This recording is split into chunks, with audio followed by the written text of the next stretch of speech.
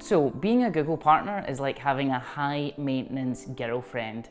You need to be constantly on your game, impressing them with high optimization score, and you need to bleed money out of your eyes every 90 days.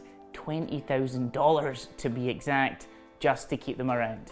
So imagine the scene where you spend the last 3 years building up your client's PPC spend to hit that Google Partners threshold, and then you start celebrating.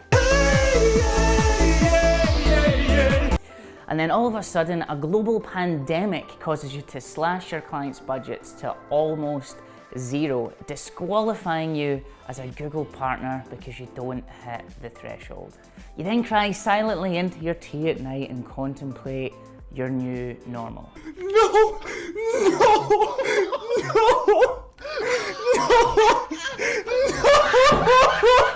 But fear not, you can dry your eyes, mate, as Google have decided to postpone the brand new partner program until changes in 2021. This means that although your budgets are probably an all-time low and your business is in the gutter, you can still show that little partner badge on your website, which, you know, consolidation prize. Anybody want to see second prize? Second prize, a set of steak knives. In all seriousness, this is quite a gracious move by the Big G. It means that agencies can keep their partner status while they help their clients get back on their feet and pivot into something new and rebuild their ad spend again. Now, you don't need to be a rocket scientist to know that there's a lot of businesses suffering from the economic downturn. And as we're only a few months into it, the future is really unclear. Damn. I can't see fucking shit out of this thing. So a new survey by Conductor, a company that sells SEO tools, has suggested that most business owners are actually reporting that SEO was their best channel and is likely to see either maintained budget or even a slight uptick during the economic downturn. In particular, most people said that there would be a slight decrease in overall marketing spend, but SEO is likely to stay the same. When we dive into the data, we can actually see here by this graph that, resoundingly, it looks like SEO might actually be getting more spend on it. We're in the money, the sky is sunny.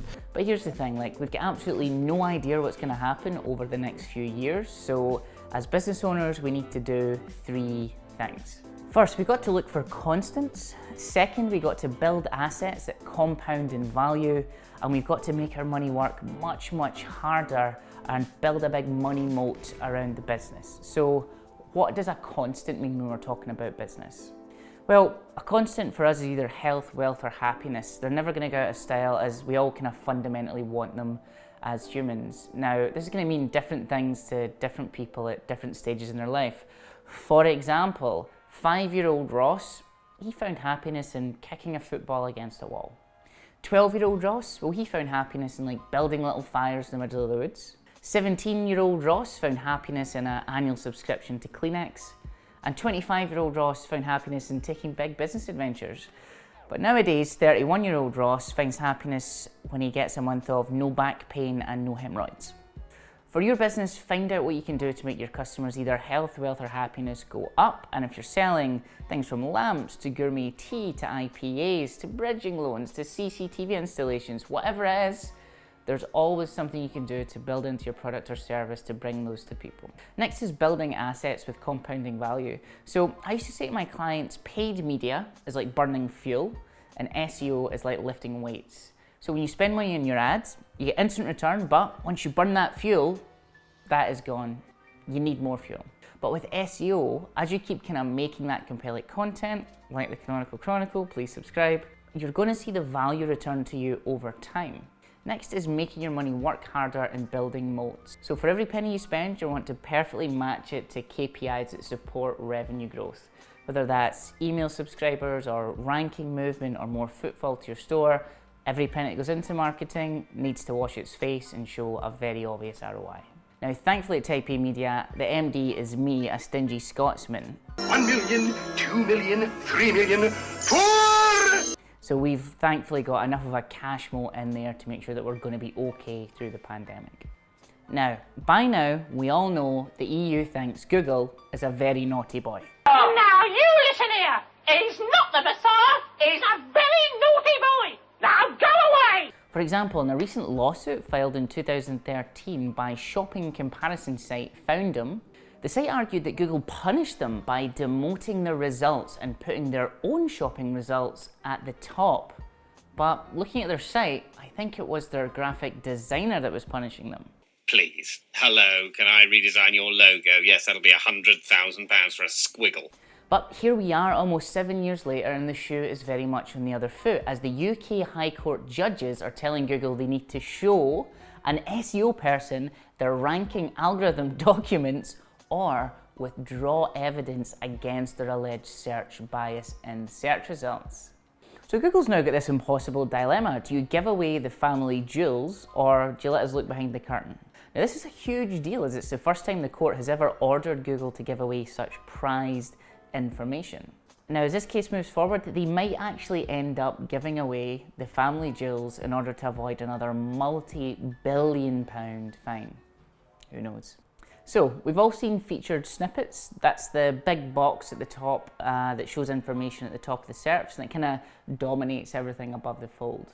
Well, it looks like they're now going to get moved slightly further down the SERPs based on some reports that are happening around search engine land. In particular, report details that the snippets are now in the middle of the SERP and they're closer to a kind of traditional knowledge panel box and not like an answer box.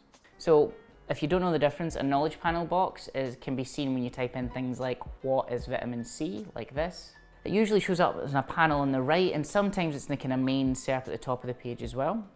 And an answer box is something that provides a direct answer to something you type in. So for example, when we search for like the price of Bitcoin, we get this answer and also a live result. However, these new snippet boxes look very different to what we're used to seeing. In particular, they have an auto-generated title and description that looks very much like a Wikipedia scrape. The other thing is they've got multiple images at the top of the box as well, and they've also got a people also ask section at the bottom of the box. It's kind of like a SERP within a SERP. So interestingly, these new featured snippets seem to be triggered by completely normal words, where the traditional ones are triggered with normal kind of questions. So, as SEOs, what should we look out for in your traffic? Well, to be honest with you, when we see traditional featured snippets, they tend to increase your impressions. The reason they do that is because they show multiple links, and Google's counting that as multiple impressions. So inside of your search console, if you're seeing a large impression increase, but not commensurate clicks, that's what's happening. Now, at present, there isn't really a way to actually optimize this other than good structured data across the site.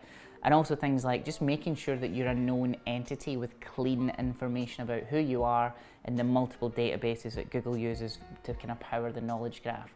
So that's making sure you've got things like name, address, phone number, NEP, all sorted across the web.